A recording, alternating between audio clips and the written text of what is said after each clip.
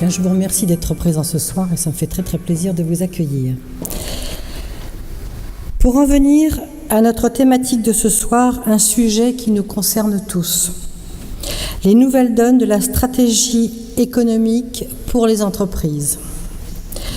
Pour cette intervention, j'ai invité messieurs Marc Guillaume, directeur scientifique et littéraire des éditions Descartes, ainsi que Bertrand Charles, fondateur Consort Intelligence. Merci à nos experts. Messieurs, je vous passe la parole. Bonsoir. Merci de votre invitation, Catherine. Marilyn, merci pour votre accueil. On va parler ce soir donc dans le cadre de la nouvelle donne des stratégies économiques des entreprises, en particulier de mon activité et de l'apport qu'on a pour les entreprises en général, dans le cadre de la recherche d'informations et dans le cadre effectivement de la stratégie des entreprises. Je vous situe rapidement d'où je viens et comment on en arrive à faire le métier qu'on fait. Il n'y a pas de parcours donné, simplement le mien c'est tout d'abord une école d'art. J'ai commencé par une école d'art, une approche on va dire plutôt décalée, une approche de la résistance au cadre, une approche de la pensée oblique, une approche de la créativité, et puis des chemins qui sont toujours à inventer. Suite à ça, je me suis orienté vers le journalisme d'investigation, donc pendant une dizaine d'années, où j'ai appris comme un artisan apprend chez son maître à tisser de l'information, à investiguer des situations, à investiguer des réseaux, des problématiques plutôt complexes et plutôt internationales pour... excusez-moi, c'est en train de sonner.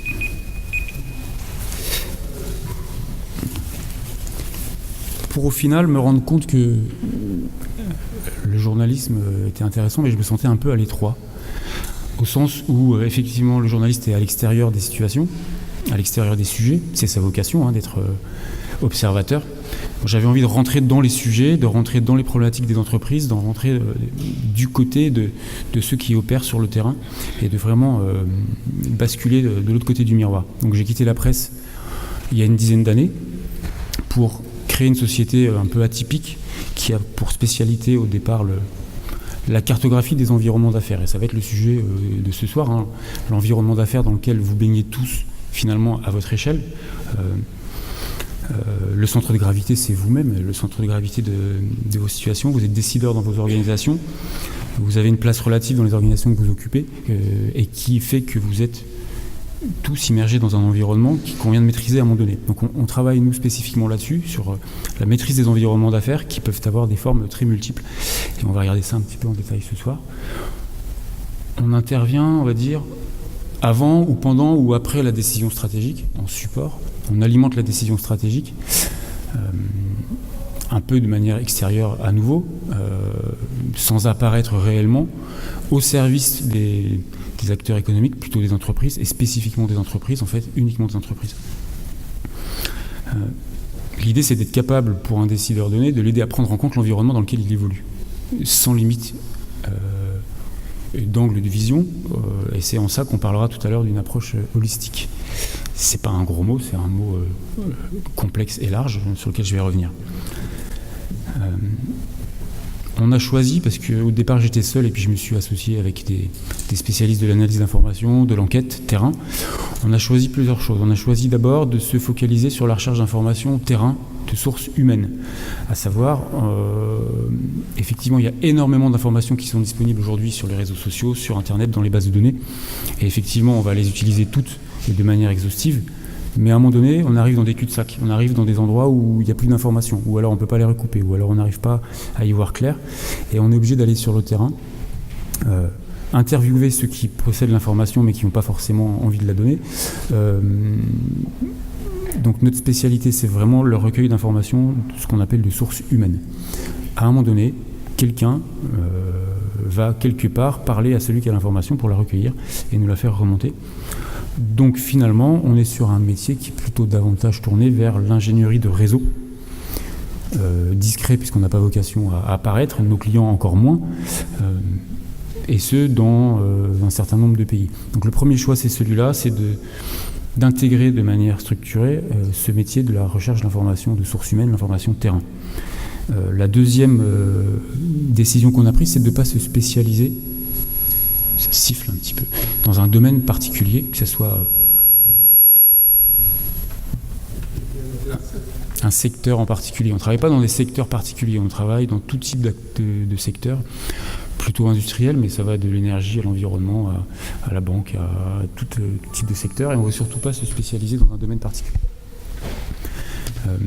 Et ce qu'on a choisi aussi, le troisième choix qu'on a fait, c'est de ne pas, je vais parler un peu plus fort, c'est de ne pas faire de choix géographiques, c'est de ne pas se spécialiser en termes de territoire d'intervention, ce qui veut dire qu'on est amené à travailler dans tout type de pays, et dans la réalité, on a travaillé depuis une dizaine d'années dans une 60aine de pays différents. C'est un choix de toujours intervenir dans des écosystèmes différents, dans des pays dans lesquels les règles du jeu sont différentes. Effectivement, on ne mène pas nos missions de la même façon quand on travaille en Ouzbékistan, au Liechtenstein, au Yémen, en Afrique du Sud ou au Pérou. Et pour autant, on passe en permanence d'un sujet à l'autre, d'un pays à l'autre. Et c'est ça qu'on aime beaucoup, c'est-à-dire, au final, n'avoir aucune certitude sur rien du tout. Au final, être sûr d'une chose, c'est qu'on ne sait rien, mais qu'on sait savoir. Donc on part de rien et on va chercher l'information dont on a besoin pour éclairer une situation. Ça, c'est pour la petite intro sur l'activité. Après, comment on aborde, dans le cadre de l'apport d'informations dans une stratégie d'un acteur économique, comment on aborde l'environnement d'affaires sur lequel on va aller chercher des informations. On travaille à plusieurs échelles. C'est une façon de voir les choses. Ce qu'on va voir ce soir, c'est qu'en fait, on va travailler sur plusieurs perspectives qui sont emboîtées les unes dans les autres et qui sont toutes inclusives les unes des autres. Rien n'est exclusif de l'autre. À savoir, les différentes échelles sur lesquelles on travaille sont complémentaires. On va travailler parfois à l'échelle d'un individu en particulier, une personne, une entreprise, sur laquelle on va chercher à savoir tout ce qu'on peut avoir envie de connaître dans le cadre d'une, par exemple, relation d'affaires qui s'entame ou qui est mal engagée, parce qu'il y a une crise qui est en train de se nouer. Donc très clairement, ça consiste à aller enquêter sur le terrain sur une entreprise et ses dirigeants avant de rentrer en relation d'affaires avec elle, ou parce qu'on a bien envie de comprendre les moteurs de décision d'un décideur, ou parce qu'on a envie de comprendre les motivations d'un concurrent, etc. Donc là, c'est à l'échelle de l'acteur. La dimension psychologique est importante dans notre approche, la dimension culturelle est importante dans notre approche, la dimension environnement, réseau est importante, la dimension enjeu de la personne et de l'entreprise, à savoir quelles sont leurs propres visions, quelles sont leurs stratégies, comment ils se projettent dans le futur, on essaie de le savoir. Et puis leur histoire aussi, leur background, d'où ils viennent, comment ils sont arrivés là où ils sont, et leur soutien éventuel. Donc voilà tout ce qu'on va essayer de trouver comme élément sur une entreprise ou une personne à un moment donné. On va travailler parfois à une échelle un peu plus importante qui est celle du projet. Un projet, c'est par exemple une infrastructure qui est en train d'être créée, c'est un appel d'offres qui est lancé, c'est en général quelque chose dans lequel des acteurs économiques vont investir. Ça va faire appel à des bâtisseurs, ça va faire appel à des opérateurs, ça va faire appel à toute une liste d'acteurs qui, à un moment donné, ont des enjeux différents, qui ont des spécialités différentes, qui ont des prismes et des façons de voir les choses différentes. Donc on fait la cartographie de la situation projet, à savoir qui est qui veut quoi, et ça va du décideur politique à la société civile, aux opérateurs industriels, aux partenaires potentiels. Et quand on parle de projets qui se mènent à l'étranger, il faut absolument rentrer dans le décor pour comprendre quelles sont les logiques de décision dans tel clan, dans telle famille, dans tel parti politique, et parfois tout est lié. Parti, clan, famille, leur histoire spécifique. Pour prendre des exemples concrets, on a beaucoup travaillé à un moment donné en Asie centrale, dans tous les pays en ce temps, l'Ouzbékistan, le Turkménistan, le Kazakhstan, etc. Prendre en compte l'histoire des différents clans, prendre en compte l'impact de l'ère soviétique sur les mentalités, prendre en compte leurs aspirations post-URSS, prendre en compte la répartition du pouvoir spécifique dans ce type de pays, était indispensable à l'échelle d'un projet. Et à l'échelle d'un pays, on peut travailler aussi à cette échelle-là, d'un marché, c'est-à-dire que On a l'échelle de l'acteur, l'échelle du projet et puis l'échelle d'un pays. Et tout est imbriqué, puisqu'en fait, on travaille en permanence sur ces 3 niveaux. On va travailler dans un pays, effectivement, sur les logiques que j'évoquais juste avant, de pouvoir, de décision, de spécificité culturelle. Comment on prend des décisions en Chine ou au Pérou. On ne les prend pas de la même façon, effectivement. Et tout ça est lié à l'histoire des personnes, de la culture, etc. On n'a pas une vision sur la stratégie spécifiquement, entre guillemets, martiale ou conflictuelle. J'aime pas les métaphores de type le jeu d'échecs ou le jeu de Go ou les références à Sun Tzu, etc. Pour moi, on n'est pas forcément dans des logiques spécifiques de conflit, mais des logiques de prise en compte de l'environnement au sens le plus large, sans forcément être dans des logiques spécifiques de conflit. Voilà, on aborde les choses dans l'angle le plus large, vous l'aurez compris. Un petit mot sur l'éthique des affaires, au sens où, effectivement, il y a certaines lois qui, aujourd'hui, viennent poser un certain nombre de bases dans le domaine de l'éthique des affaires. La réglementation met son nez dans le comportement des entreprises et des décideurs d'entreprise. On peut considérer que c'est vraiment une bonne chose.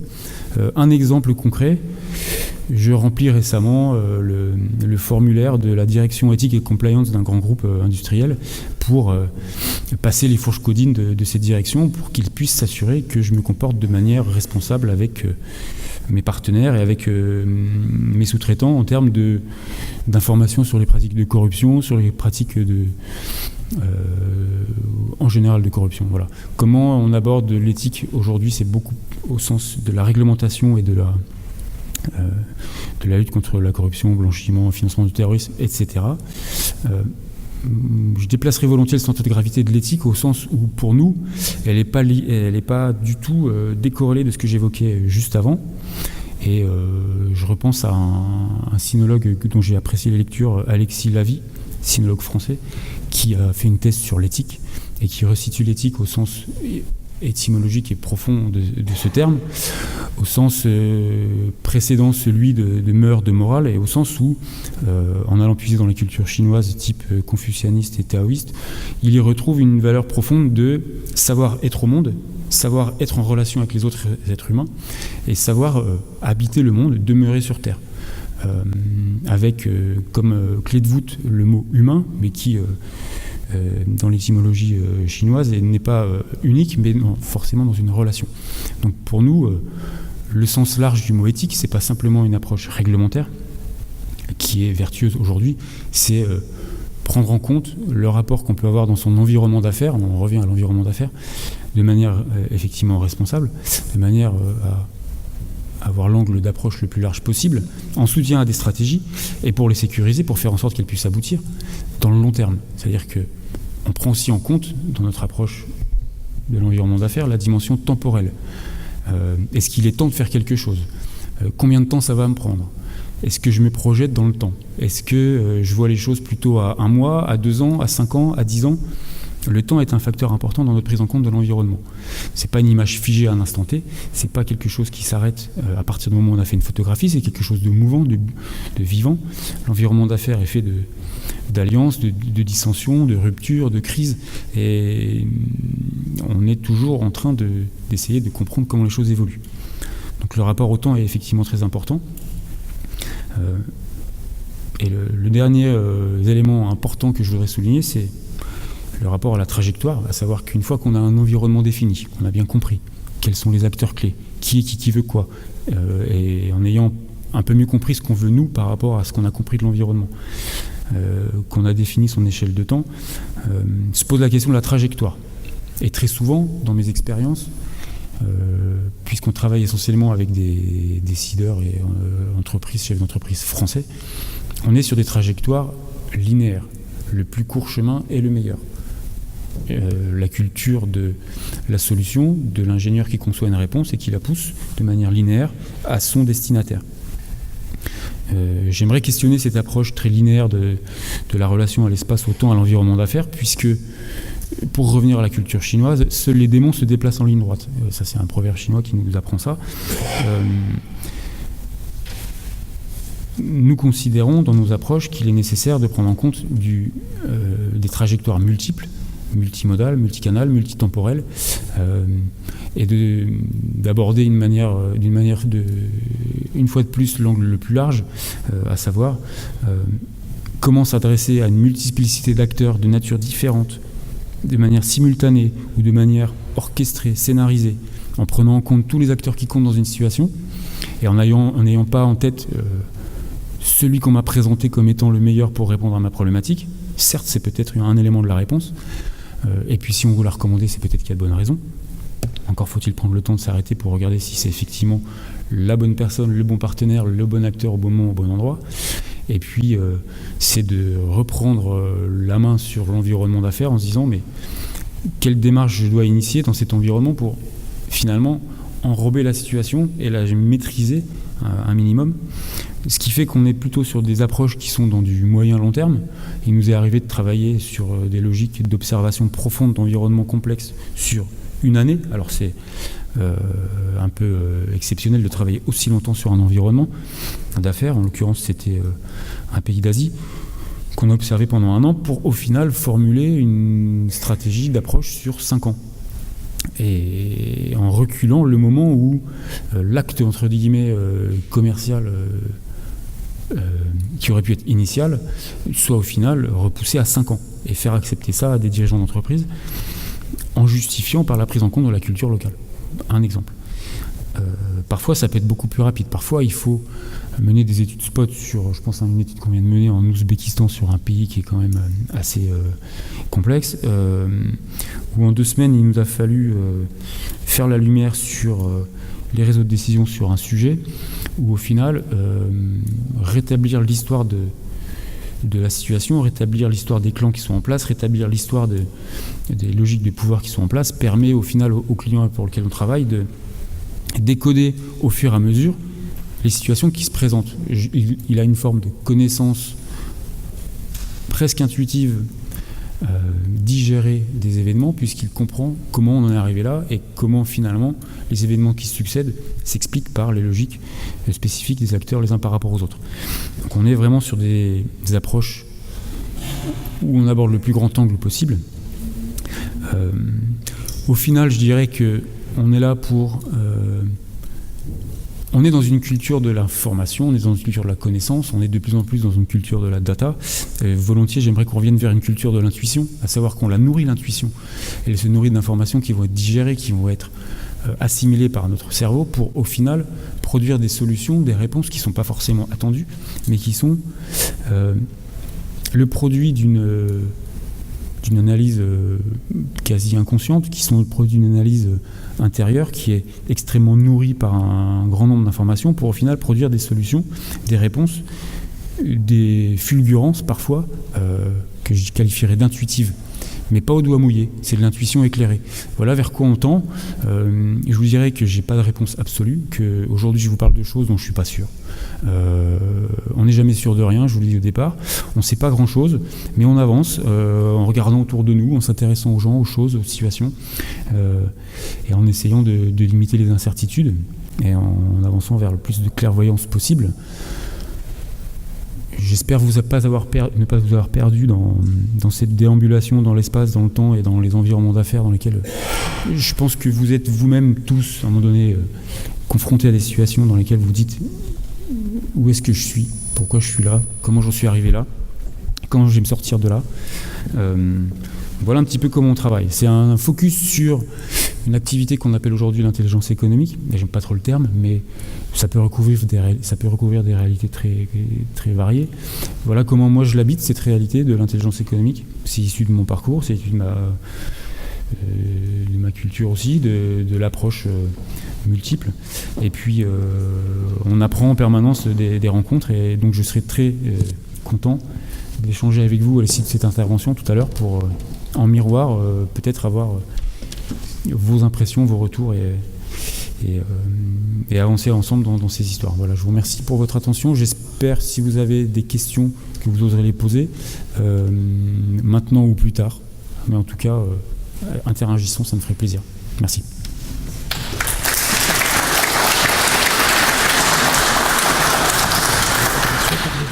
Je vais utiliser ça près de votre bouche. D'accord.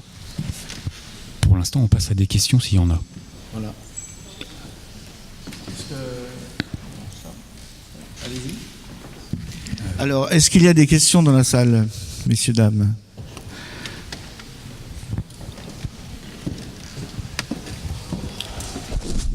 Le micro-question, ce sera celui-là, pour des micro-questions ou des maxi-questions.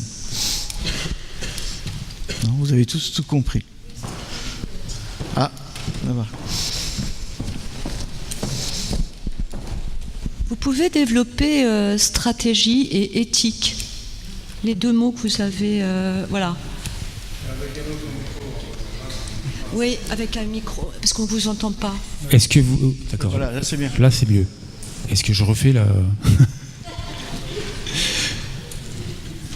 Stratégie et éthique. Écoutez, chacun peut s'en emparer à sa façon, c'est une bonne question. J'ai donné un petit peu ma vision de l'éthique, au sens où pour nous c'est une façon d'habiter la Terre, d'habiter le monde, d'habiter la relation, de manière effectivement responsable et attentive aux autres.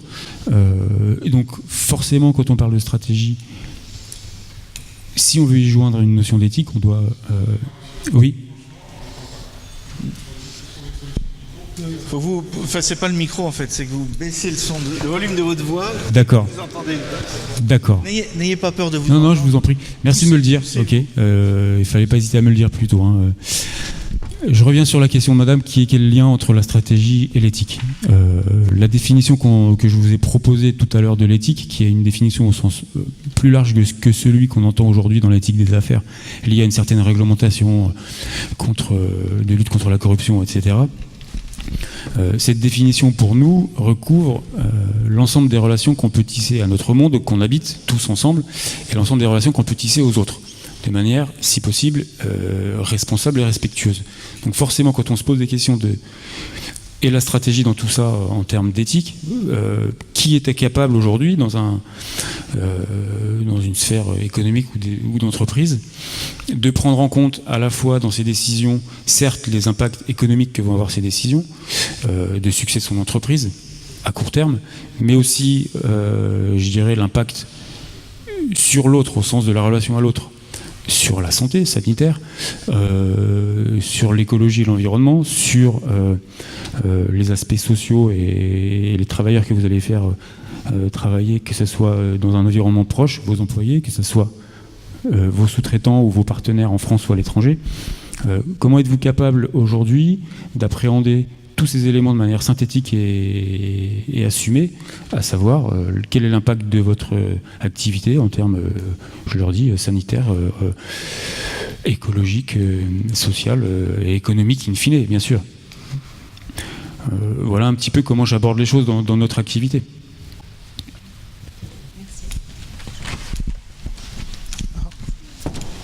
Madame. Moi, je voulais connaître en fait vos clients, si vous pouvez en citer quelques-uns, oui. Et aussi votre chiffre d'affaires. Oui.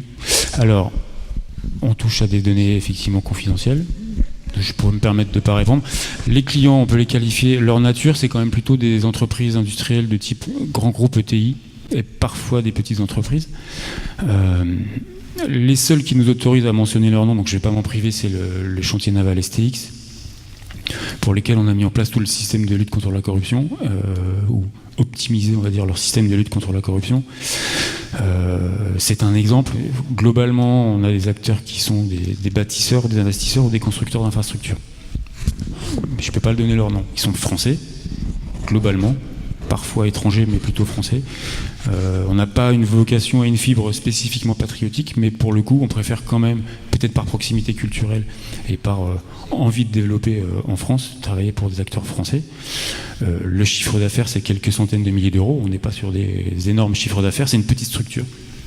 On a une petite équipe de 6-7 personnes à Paris et on a surtout un écosystème large qu'on fait intervenir, d'indépendants, de consultants, qu'on fait travailler en fonction des sujets. On n'a pas de spécialité, on fait travailler des spécialistes selon les sujets, en fait.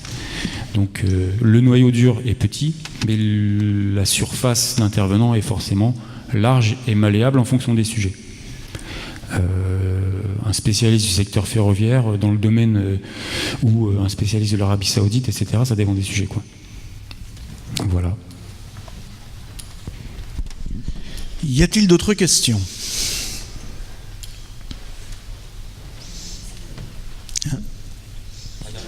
Ah, pardon, une dame.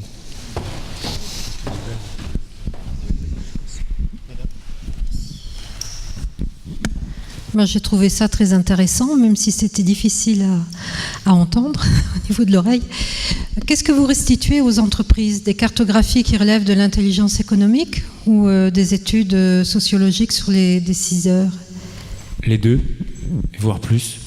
On est à la frontière de l'anthropologie, de l'analyse des réseaux, de l'étude économique sur une situation donnée. Donc, la seule chose qu'on ne fait pas et qu'on assume, c'est l'étude des chiffres. On n'y comprend rien. Et je ne vais pas y toucher. Les chiffres, c'est pas mon domaine. Les comptes, les bilans, etc. Et même ceux de ma société, j'ai un peu de mal, hein, je vous avoue. Donc on ne touche pas aux chiffres, on touche aux hommes et à leurs relations, enfin aux hommes, aux femmes, à leurs relations. Donc notre spectre, c'est avant tout celui-là. C'est un spectre pragmatique opérationnel, hein. C'est pas des études sociologiques à vocation universitaire, c'est des études pragmatiques liées à une situation donnée, liées à un projet donné, liées à un enjeu précis qu'on cherche à détecter. Donc en fait, on cherche à répondre à des enjeux. Si on n'a pas d'enjeu, on ne peut rien faire. Donc on cherche avant tout à savoir où la personne veut aller. Et moins on a une vision claire sur la stratégie du décideur, et plus on a de mal à répondre précisément et de manière pertinente. Donc plus la stratégie est bien définie, et plus la réponse sera pertinente. Mais effectivement, ça prend la forme de petites, voire très grandes cartographies, qui, quand on travaille sur une stratégie à 5 ans dans un pays, c'est une cartographie qui commence à être vaste et séquencée. Mais certains acteurs, enfin certaines personnes n'ont pas du tout la culture du visuel, donc c'est parfois simplement une restitution orale, une discussion. Mais il y a toujours un écrit important, parce que le langage est fait de telle sorte qu'on arrive quand même à décrire des choses de manière précise. Et même si je viens de cette culture du visuel au départ, j'en suis un peu revenu au sens où je le dépasse maintenant, puisque c'est qu'un des outils. La cartographie est un peu notre moteur d'investigation, notre moteur pour faire de la recherche. Mais in fine, on a besoin de qualifier les choses, les gens et les relations de manière écrite et linguistique, et je dirais même littéraire. Donc on pourrait dire, si on doit faire une métaphore, qu'on écrit des romans. On nous l'a souvent dit, on écrit des romans, sauf que la situation est réelle et que la décision derrière doit être réelle aussi. Merci beaucoup. Nous sommes obligés d'interrompre les questions là pour passer à notre deuxième intervenant, Monsieur Marc Guillaume. Merci à vous. Merci beaucoup.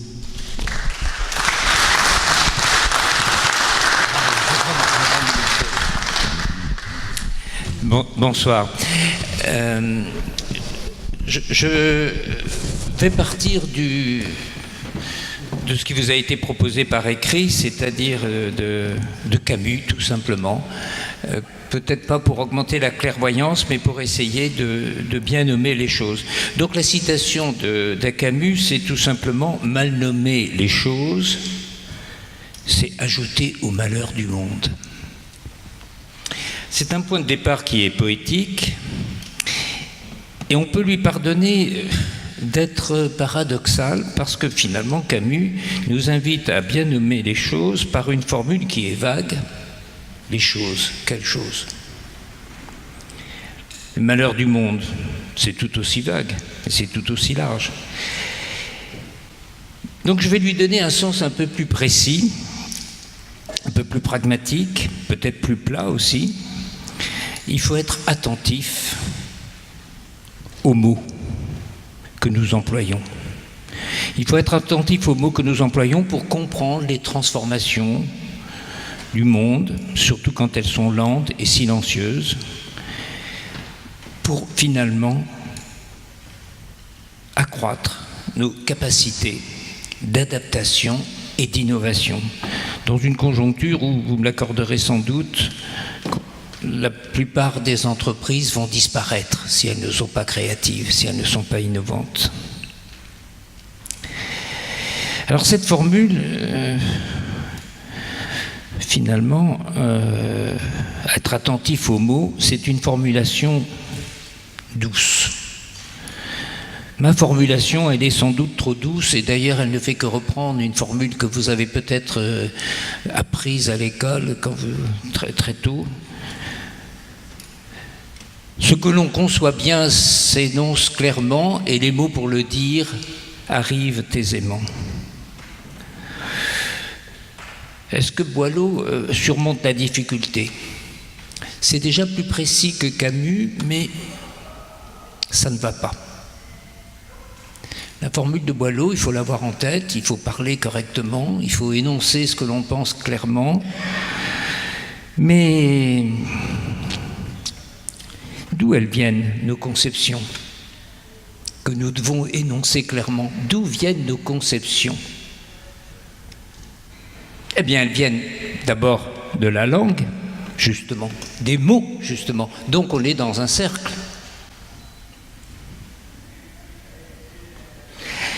Nos conceptions, elles viennent donc de la langue maternelle, mais aussi de notre culture, mais aussi du cercle dans lequel, professionnel, familial, amical, dans lequel nous sommes placés. Bref, nous sommes baignés dans un ensemble de mots qui d'ailleurs se multiplient, se médiatisent, s'industrialisent, se raccourcissent.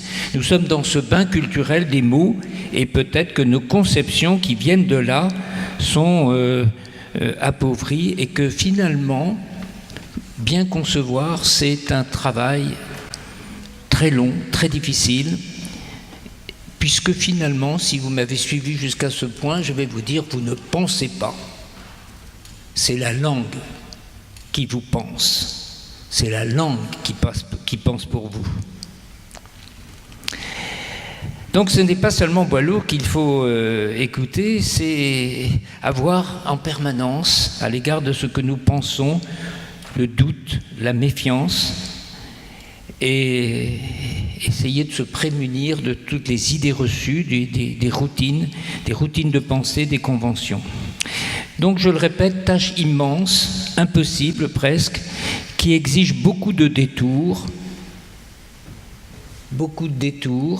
et pratiquement, et je reviendrai dessus, une autre langue, un recours aux autres ressources culturelles.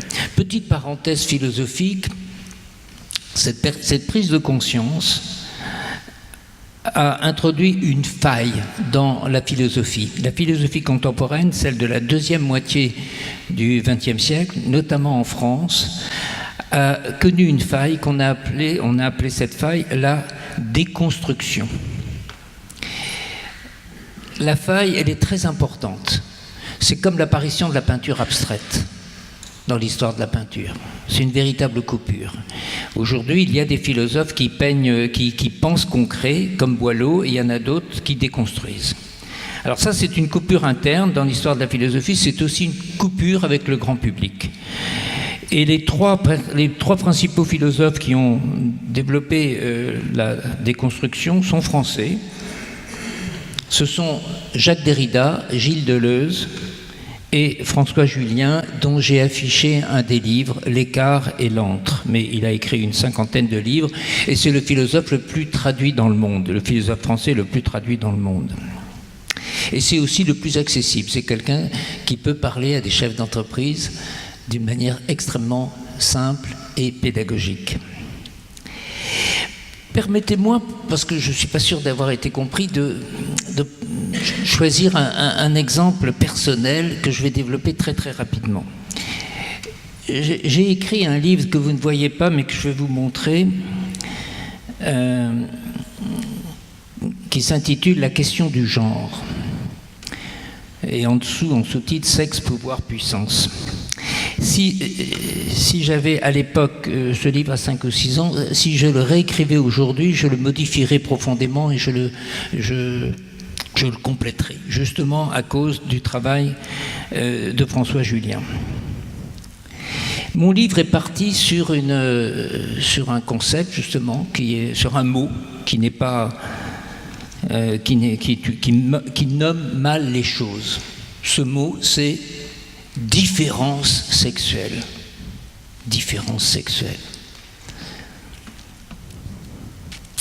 Je suis parti de là, agacé par les prémices de la théorie du genre, et c'était un faux point de départ. Pourquoi ? Parce qu'il faut substituer au mot de différence le mot d'écart. Alors vous allez me dire, c'est une question de sexe des gens, c'est byzantin. Pas du tout. Pas du tout. La différence sexuelle, c'est du 0-1 ou du 1-2 pour reprendre les numéros des Français. Si vous êtes une femme, vous êtes 2, si vous êtes un homme, vous êtes 1. C'est pauvre. Parce que vous le savez bien, alors, quand on parle en termes de différence, on est sur un axe. On est même sur 2 points d'un axe. Quand on parle d'écart, on peut se placer dans l'espace. Dans l'espace, le nôtre, l'espace euclidien à 3 dimensions, ou dans un espace à n dimensions. Ce que la langue ne sait pas dire. La langue ne sait pas dire l'espace. Et vous savez bien pourtant que dans l'espace, on peut sur un axe être très près, et sur un autre axe être très loin. Donc si vous avez le courage de bien nommer les choses en pensant que sur des questions complexes, il faut raisonner non pas en termes de différence, mais en termes d'écart, vous oubliez le 1-2, vous oubliez homme-femme, vous oubliez la différence sexuelle. Et vous parlez d'écart. Alors pourquoi j'ai fait une erreur? Parce que j'avais pris au sérieux la question du genre, justement, qui aboutit à dire, mais après tout, il y a 2 sexes, puis il peut y en avoir un 3e, puis y avoir un sexe neutre. Enfin, certains pays ont même introduit un 4e sexe, etc. Et puis on a commencé à raisonner en termes LGBT, par exemple. Un amalgame curieux qui est quand même lié d'ailleurs à la théorie du genre.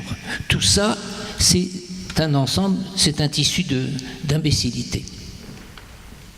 Pourquoi vous voyez bien que sur un certain axe, l'axe par exemple des gènes, la différence homme-femme, elle tient, elle résiste, elle résistera. Alors je sais bien qu'il y a des XX, des XY, puis il y a des XY, bon, mais enfin en gros elle tient, en moyenne elle tient.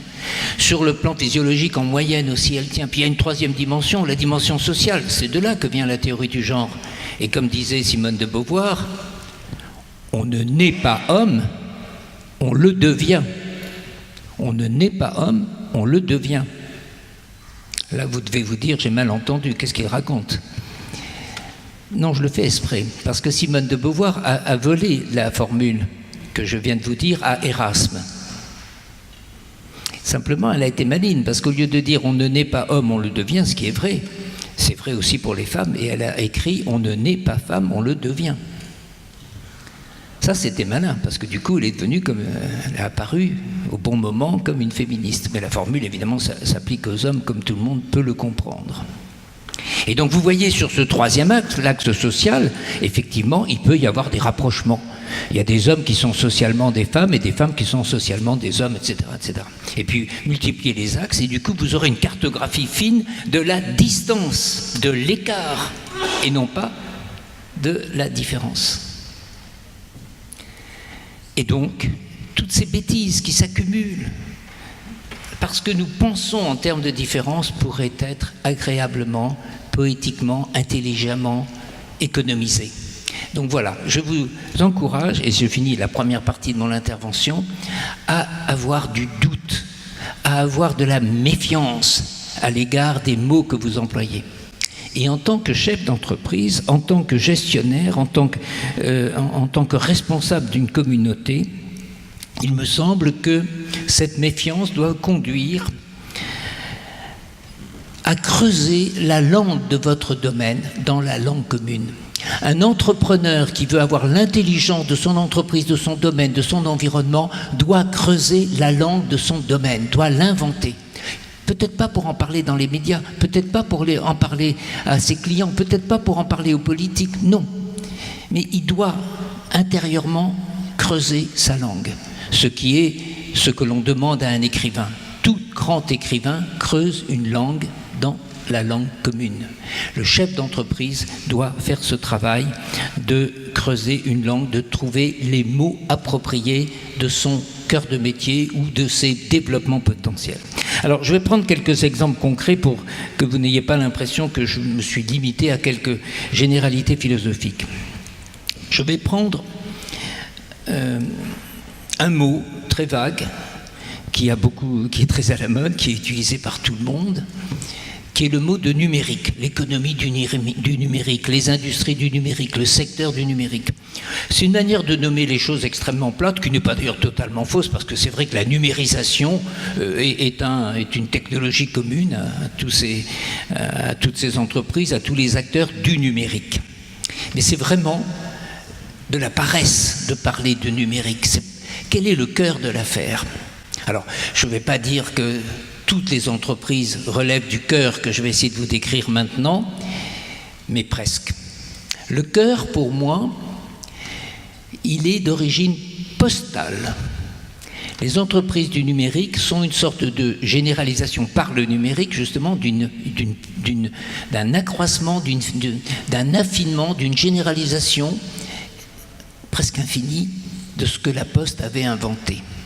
La Poste, c'est l'invention de l'adresse. La Poste fonctionne quand on donne une adresse à une personne, à un domicile. À partir de là, se développe la Poste, le circuit postal, le trafic postal. Le numérique est fondé exactement sur la même chose. Le numérique donne une adresse, et là je reprends Camus, il donne une adresse à toutes les choses du monde. Le numérique, c'est un adressage universel. Je reviens à Camus. Si vous tapez sur votre portable « mal nommé », vous tapez ces deux mots « mal nommé », et qu'est-ce que vous trouvez? Eh bien, vous trouvez la citation de Camus. Parce que la citation de Camus a reçu une adresse. Il suffit de deux mots pour retrouver l'adresse de cette citation. Et tous les moteurs de recherche, vous le savez, fonctionnent sur l'adressage généralisé du monde. Et votre portable vous donne une adresse beaucoup plus fine que la poste d'autrefois. Vous avez une adresse, qui est celle de votre... Ici, vous en avez une adresse, ici, vous en avez une autre, etc. À partir du moment où le monde est adressé, d'ailleurs, je signale un livre que je vous recommande parce qu'il décrit à la fois le paradis et l'enfer, c'est « Demain, tous estoniens ». L'Estonie est un petit pays qui rêve l'adressage généralisé, complet, à partir d'une adresse, vous l'avez de la naissance à la mort, et à partir de là, on sait tout sur vous et les administrations communiquent sur vous. C'est ça, le cœur du numérique. C'est l'utilisation des moteurs de recherche. Ce que, justement, les professionnels appellent, ça a été encore rappelé tout à l'heure en introduction, des plateformes. L'industrie des plateformes. Les plateformes sont des entreprises qui se sont dit, en adressant telle communauté d'objets ou de personnes ou même de données, en repérant l'adressage de tout ce qui peut être utilisé, rentabilisé, géré par un mécanisme de big data, tout cela va me donner un service plus efficace. Donc, je pense qu'on aurait intérêt à faire toujours ce travail, à essayer de comprendre pourquoi nous parlons d'une manière trop vague, alors que notre cœur de métier exige une réflexion plus poussée. Un autre exemple que je développe beaucoup plus rapidement, c'est l'exemple de l'automobile, une industrie absolument traditionnelle, même si elle est en train de se transformer. Qu'est-ce que c'est qu'un constructeur d'automobile? Je vais vous raconter une anecdote. J'ai été un jour dans le bureau d'un éminent président d'un grand groupe automobile français et je lui parle d'automobilité en lui disant « Vous ne produisez pas des automobiles, vous produisez de l'automobilité ». Et cet homme, qui était très cultivé, me dit « Mais ça c'est un joli néologisme. C'est vous qui l'avez inventé ?» Je dis « Non, ça existe depuis 20 ans aux États-Unis et même c'est très courant en français. » Donc un président fabricant des automobiles en France ne savait pas qu'il produisait de l'automobilité. Ça peut être embêtant. C'est pas très grave parce que les présidents des grandes entreprises, ils sont surtout dans la communication avec les autres qui parlent également un langage courant, donc c'est pas forcément gênant. Mais en revanche, pour ceux qui sont en charge de l'innovation dans le secteur automobile, je crois qu'il était important de comprendre qu'il va y avoir un basculement. Plusieurs basculements. D'abord, le premier basculement que n'ont pas vu arriver les constructeurs il y a maintenant 30 ou 40 ans, c'est que l'automobile, au lieu d'être un objet aimé et même adoré, était devenu un objet négatif. Et donc il fallait réfléchir à la communication pour limiter ce glissement. Ensuite, comprendre que l'on allait passer de la possession à l'usage. Ensuite, qu'il y avait un certain nombre de questions qui sont adhérentes à l'usage de l'automobile et qui sont les questions environnementales. Et là, les questions environnementales devaient être prises en charge par tous les producteurs de nuisances environnementales. Et notamment ceux dont les nuisances sont particulières, les acteurs vulnérables et producteurs de ces nuisances. Et justement, les constructeurs automobiles sont à la fois vulnérables, puisque l'objet n'était plus aimé comme autrefois, et en même temps, ils sont quand même très liés à des nuisances. Et donc, il eût fallu que les acteurs concernés par ces problèmes environnementaux se mettent ensemble pour demander au pouvoir public de constituer une sorte d'institut de réflexion sur les pollutions, une sorte d'INSEE, un organisme public mesurant, analysant, commentant la pollution, distinguant par exemple la contribution aux gaz d'effet de serre et la production de particules fines, etc., etc. En mesure de réfléchir sur ce que l'on appelle, et je fais référence à une petite image qui est passée en introduction, ce qu'on appelle la voiture électrique. Réfléchir à ce qu'est la voiture électrique. La voiture électrique, comme vous le savez, pose quelques problèmes, donc je ne reviens pas dessus, et surtout utilise des métaux rares. Et vous le savez aussi, il y a un problème, je ne vais pas le développer, ce serait trop technique. Il y a un vrai problème avec les métaux rares. Donc il y a peut-être d'autres voitures électriques que celles que nous sommes en train de développer. Et je pense qu'au niveau mondial, il y a actuellement une séparation qui se fait entre ceux qui, comme par exemple Renault, s'appuient sur la voiture électrique, dont je pense qu'elle est une impasse utile, mais vraiment une impasse, qui ne durera que quelques années, et d'autres formes de voitures électriques. Je vais terminer sur deux autres applications. Le problème de la santé. La santé a été massacrée par un artefact comptable.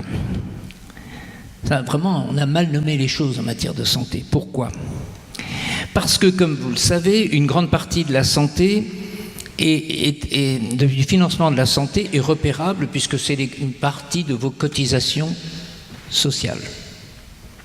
À partir du moment où vous avez repéré la partie fiscale et où vous avez évidemment facile à mesurer les dépenses, alors surgit la figure du comptable qui dit voilà ce qu'il y a comme recette fiscale, voilà ce qu'il y a comme dépenses, donc il y a un déficit, le fameux trou de la sécurité sociale.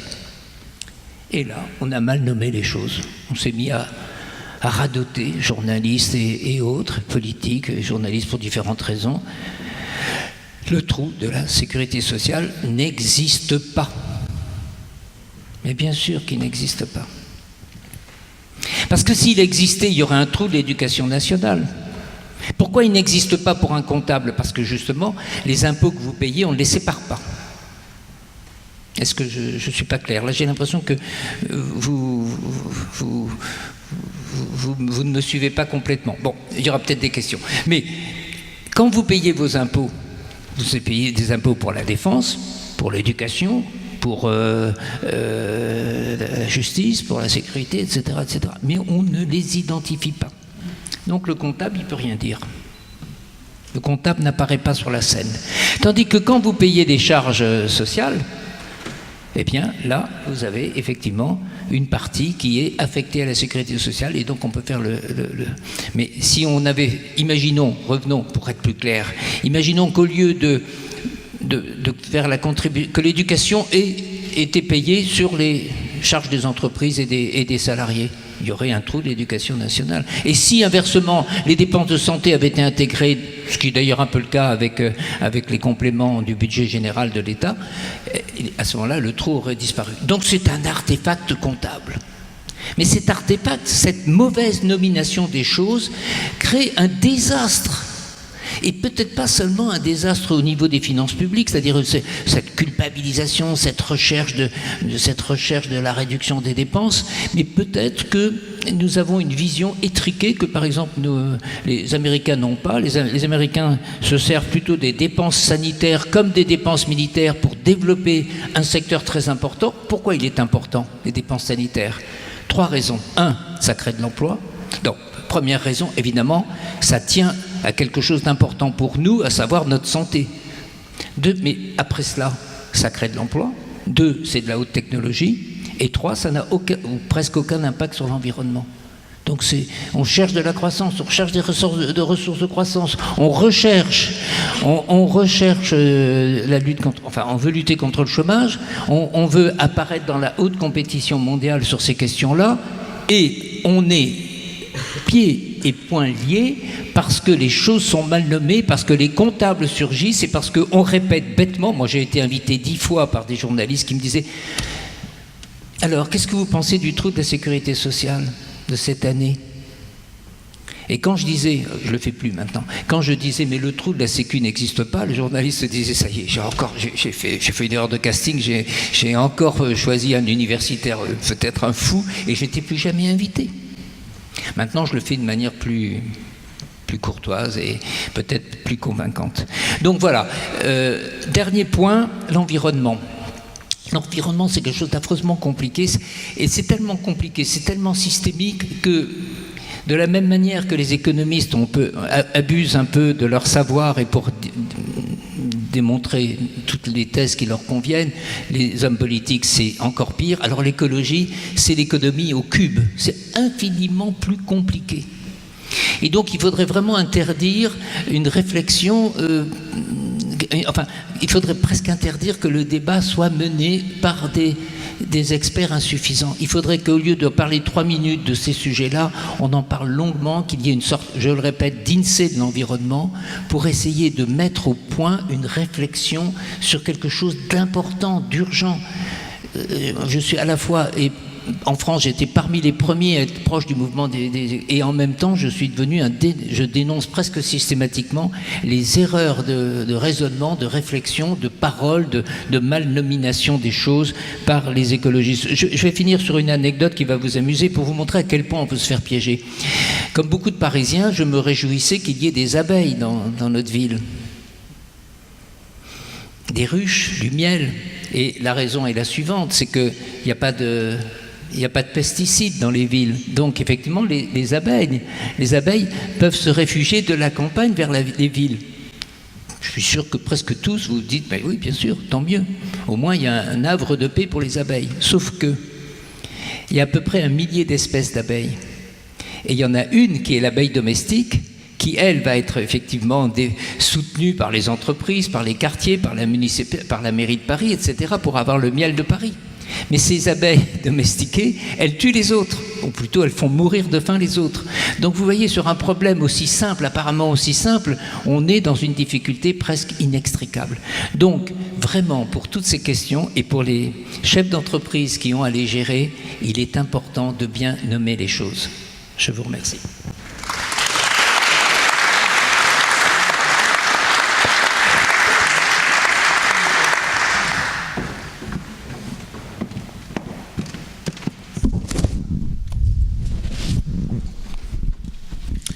Alors, messieurs, dames, y aurait-il quelques questions sur cette très intéressante conférence? Qui se lance? Ah, nous avons un volontaire. Merci. C'était passionnant comme exposé et j'ai une question à vous poser. Vous avez abordé, sans jamais l'aborder, un sujet qui est finalement parfois la mesure de tous d'un certain nombre de phénomènes, qu'ils soient économiques, écologiques.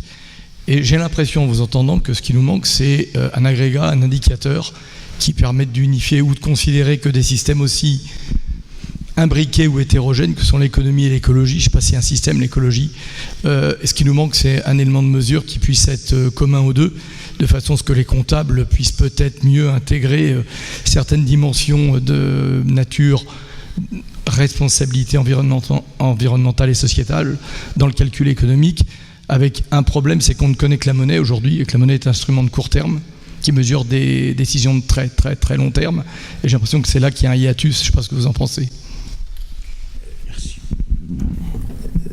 Une réponse lapidaire pour ne pas trop allonger le débat. Il y a deux composantes dans ma réponse. La première, c'est justement qu'il faudrait, de la même manière que l'économie et le social a été un peu éclairée par la constitution de l'INSEE, qui est récente, hein, 1945-46, il faudrait qu'il y ait la même chose, avec une batterie de chiffres sur beaucoup de questions d'écologie et d'économie. Beaucoup de chiffres. Parce qu'au moins, le débat serait cadré. Il y aurait des éléments. Il se trouve que j'ai travaillé hier encore sur des problèmes de pollution atmosphérique.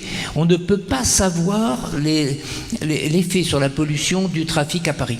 C'est resté secret. La mairie ne donne aucun chiffre.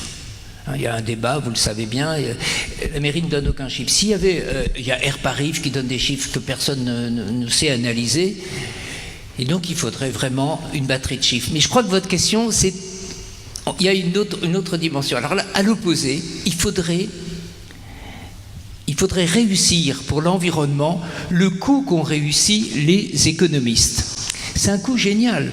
C'est un coup qui consiste, alors à non pas bien nommer les choses, mais à bien les résumer par le PIB. Le PIB, c'est intéressant le PIB parce que c'est un indicateur de l'emploi, puis c'est aussi un indicateur de la charge fiscale éventuelle. Plus le PIB monte, plus les fonctions collectives, si elles suivent, vont monter. Donc le PIB, moi je suis un défenseur du PIB. Sauf que c'est un désastre dans la mesure où on ne pense qu'à ça, dans la mesure où on a une vision unidimensionnelle du monde. Donc il faut être à la fois pour le PIB et très critique. Et par rapport au PIB, qu'est-ce qu'on peut faire? Alors, vous avez bien vu ce qu'a fait le président Sarkozy. Il a réuni quelques éminents économistes, très éminents, comme Amartya Sen en particulier, en disant « Trouvez-nous des indicateurs ». Mais comment voulez-vous lutter contre un seul indicateur si vous en avez 5 autres? Alors, il y a les indicateurs des Nations Unies, déjà, le niveau d'éducation, le niveau de santé, etc. Donc, contre un indicateur unique, il faut avoir... C'est pour ça que bien nommer les choses, quelquefois, il faut aussi les nommer avec un peu de violence. Il faudrait avoir un indicateur global sur ce qu'on pourrait appeler le bien-être. Moi, j'en propose un, avec évidemment tous les risques qu'on verra immédiatement apparaître. La durée de vie libre et en bonne santé. La durée de vie libre et en bonne santé. C'est un bon indicateur. Après tout, on y tient à la vie, on tient à la liberté, on tient à la santé. C'est pas impossible à calculer. Il faut déduire les périodes de handicap. Il faut même enlever peut-être ceux qui sont en prison. Il faut peut-être enlever ceux qui sont au chômage. Enfin, on peut peut-être bricoler et faire une sorte d'indicateur global de l'environnement. Pardon pour cette réponse très dichotomique. Une autre question. Vous avez évoqué la sécurité sociale, le trou de la sécurité sociale, mais et vous avez esquissé aussi la santé. Est-ce que vous pensez que la santé joue sur la performance de l'entreprise? Est-ce que vous pensez que la santé, parce que les entreprises, il y a des salariés dans les entreprises, les salariés en bonne santé peuvent donner à l'entreprise plus de gains de productivité, parce qu'on a tendance à considérer que la santé n'a pas de relation directe sur la performance de l'entreprise. Moi, on ne peut pas en parler ce soir, mais je peux apporter le contraire. Le sujet économique, social et politique de la santé est devenu majeur, mais quand vous dites que le taux de la sécurité sociale n'existe pas, mais pour les comptables, oui. Pourquoi? Parce qu'ils ont aujourd'hui, la sécurité sociale s'est construite après 1945, et c'est l'assiette des cotisations sur l'activité économique. Au fil des années, il y a eu de plus en plus de chômeurs, donc les rentrées sociales ont été très moindres, et les dépenses ont augmenté, puisque l'évolution scientifique et médicale donne plus de cherté à la santé. D'accord ? Donc, la question que je vous pose, c'est pensez-vous aujourd'hui que la santé est devenue un enjeu majeur pour les entrepreneurs que nous sommes? C'est important, parce que ça peut toucher à la performance de l'entreprise. Parce qu'un salarié en bonne santé est un salarié qui est moins exposé au risque professionnel. Parce qu'on ne parle pas de ces sujets-là.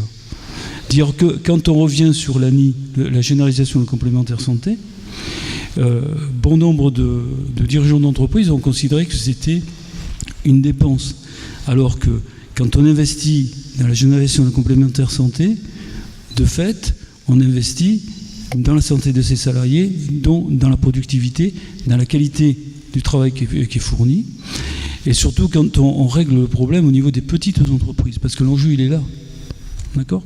Donc on ne prend pas en compte que les petites entreprises qui sont en flux tendu en termes de RH, quand il manque un salarié dans la chaîne de production, ça a une conséquence de retarder la livraison, de perdre peut-être le client ou de payer des pénalités. Donc aujourd'hui, je considère, mais je peux bien en débattre là-dessus, que la santé est un enjeu majeur, important pour les chefs d'entreprise, parce que ça touche et ça peut déstabiliser l'entreprise. Il faut donc que des salariés soient en bonne santé. Et donc le problème de la sécurité sociale, après le trou, on pourra en parler. Moi j'ai moi-même siégé longtemps à la Caisse nationale d'assurance maladie. Donc ces débats-là, on peut en reparler, mais c'est trop long pour en parler. J'aime beaucoup votre question. Si j'étais un homme politique, je mettrais dans la salle quelqu'un pour me poser cette question. C'est formidable le dialogue que vous développez. Je l'ai entendu très souvent, cet argument. Il est parfaitement juste, je vous le dis tout de suite. Bien sûr, vous avez raison. Alors, pourquoi vous me faites très plaisir? C'est parce que moi, pendant 10 ans, j'ai défendu en France la position suivante. Il faut favoriser les dépenses de santé. Il faut dépenser le plus possible pour la santé. C'est l'avenir. Bon.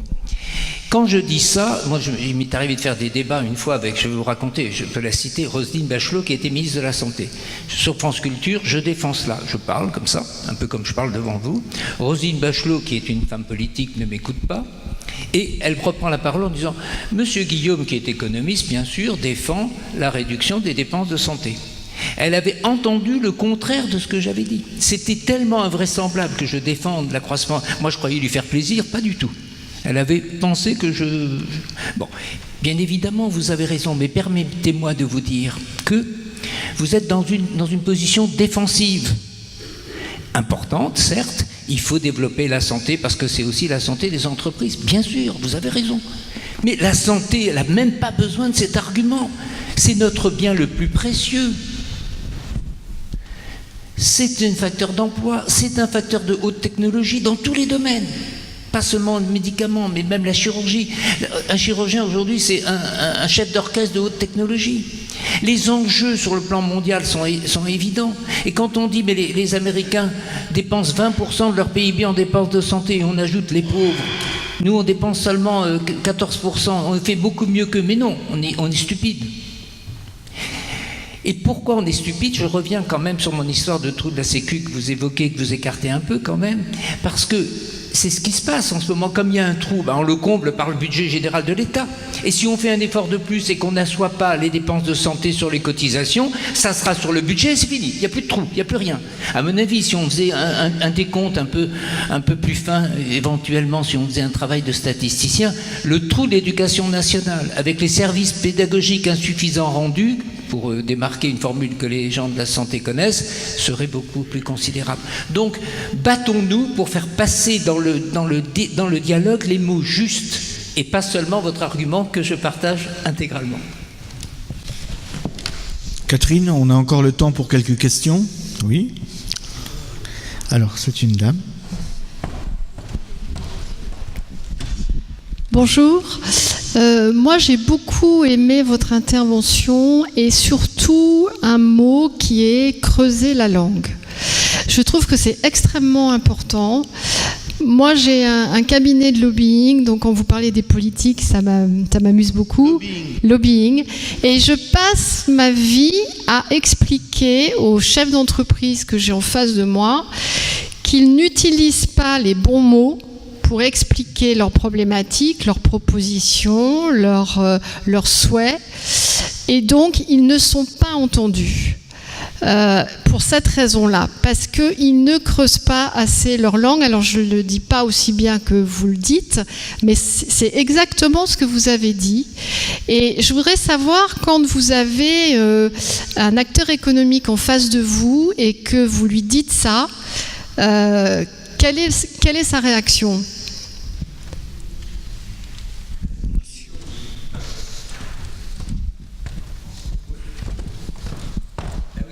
Là aussi, vous me faites plaisir, mais elle m'embarrasse un peu, votre question, parce que je dois avouer tout de suite, je réponds à la deuxième partie, je ne sais pas bien parler aux chefs d'entreprise. Moi, je suis plutôt un enseignant apprécié de mes étudiants, mais chef d'entreprise, une fois sur deux, je me plante. Parce que justement, je n'ai pas su creuser leur langue à eux, je n'ai pas su leur parler, je suis trop brut, je reviens un peu en amont pour mieux répondre. Cette formule, creuser une langue dans la langue, c'est Gilles Deleuze qui l'emploie pour la première fois et qui dit « Tout écrivain, tout véritable écrivain creuse une langue dans la langue commune ». C'est un travail d'écrivain et je partage bien sûr l'idée que le chef d'entreprise doit en effet creuser sa langue dans son domaine. Alors est-ce qu'il faut l'utiliser ? Ça, c'est un peu autre chose. Parfois, vous avez raison, il faut savoir le dire et il faut être clair. Mais attention, comme vous êtes en train de dire à quelqu'un « Attends, tu racontes des choses », allez dire, par exemple à un ministre ou à un maire d'une grande ville, je ne travaille pas dans le secteur du numérique, monsieur le ministre, je travaille dans le secteur, alors ce que j'ai appelé moteur de recherche, j'avais voulu l'appeler autrefois le secteur de la commutation, parce que je prenais la métaphore du commutateur téléphonique. Le ministre se dit, allez, encore, qu'est-ce que c'est que cette histoire ? Donc par moment, il faut parler la langue commune. Et par moment, quand vous voyez que l'interlocuteur comprend, il faut faire un pas de plus. Et donc il y a tout un savoir-faire de creuser et aussi de décoïncider. C'est un concept de François Julien que j'aime beaucoup et qui va m'amener à répondre plus complètement à votre question. Quand vous voulez avoir de l'intelligence collective, c'est pas gagné d'avance. Il ne faut pas mettre 4 personnes pour avoir de l'intelligence collective. Il ne faut pas débattre comme dans les réseaux sociaux ou dans les cafés de philosophie. Ça produit plutôt de la bêtise collective. Et on voit bien que les peuples, parfois, se mettent ensemble pour avoir une bêtise qui touche à l'horreur et à la terreur. Donc l'intelligence collective, elle se fait par décoïncidence. C'est-à-dire qu'on fait un pas vers l'autre, puis on voit, puis on prend une autre métaphore, et c'est par ce travail qu'on fait surgir, par décoïncidence, on fait surgir de l'intelligence interne. C'est pour ça d'ailleurs souvent je pense que les entreprises, je sais qu'il y a un éditeur dans la salle donc je vais reprendre un exemple, je crois que c'est vrai pour beaucoup de secteurs, il faut 2 personnes. Dans l'édition il faut 2 personnes, il faut 2 intelligences qui décoïncident et qui travaillent bien ensemble. Une adéquation de la décoïncidence. Bon, voilà, c'est pourquoi, pour répondre complètement à votre question, je ne sais pas le faire, j'essaye d'apprendre, j'essaye de trouver le dialecte qui permet à la fois d'être clair sans trop froisser, mais je suis souvent trompé. Par exemple, dans le domaine de la santé, dans le domaine de l'industrie automobile, où je disais aux chefs d'entreprise ou aux responsables, attention, l'automobile va dans un mur si vous ne faites pas un travail, si vous ne créez pas un institut de la ville, un institut de l'environnement, vous allez avoir des problèmes, ça va devenir un objet très négatif, l'automobile. Eh bien, je n'ai pas su me faire comprendre. Moi-même, j'avais besoin de creuser une langue dans ma langue d'universitaire. Merci beaucoup. Nous n'allons pas pouvoir continuer la série de questions. Vous pourrez échanger avec nos orateurs. Et voici Catherine qui va conclure la soirée.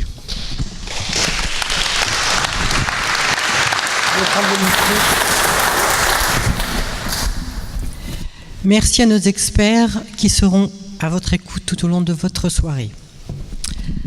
Pour information, la prochaine soirée des présidents se déroulera le lundi 19 novembre au Mont-Sorio, 4 place Rio de Janeiro dans le 8e arrondissement. La thématique en sera « Bienveillance et leadership, une autre réussite ». Cet événement est en ligne sur notre site internet www.lasoireedesprésidents.com et vous pouvez bien sûr d'ores et déjà vous y inscrire. J'en profite pour pour préciser à ceux qui désirent obtenir la carte privilège que cette soirée ouvre le cycle Entreprendre au féminin. Je vous informe que la première soirée des 6 est gratuite pour les bénéficiaires de la carte. Nous nous tenons à votre disposition, Marilyn et moi, pour répondre à votre question. Avant de vous inviter à profiter de tous les atouts de cette soirée, je tiens à remercier chaleureusement nos partenaires présents. Régnier Vidéo, créateur de nos vidéos de la soirée des présidents, qui vous a passé le micro tout à l'heure. Green Innovation, magazine numéro 1 de l'information, de l'innovation et du développement durable, représenté par Jean-Michel Roland. Au groupe français Héraclès Protect et Consulting, spécialisé dans les métiers de la sûreté, qui nous accompagne et nous protège lors de tous nos événements. Canelli, qui va vous faire découvrir un goût unique aux multiples bienfaits, je pense que certains d'entre vous ont déjà goûté. Les bienfaits du jus de canne à sucre, produit naturel du producteur au consommateur. Au groupe Watershop, le plus grand choix d'eau et de boissons tendance du monde pour son vaste choix de produits complémentaires prestigieux. Ils ont sélectionné pour vous ce soir les meilleurs vins et champagnes où ils vont avoir le plaisir de vous faire déguster. Mesdames et messieurs, merci pour votre écoute. Et maintenant, je vous invite à profiter de tous les atouts de cette soirée.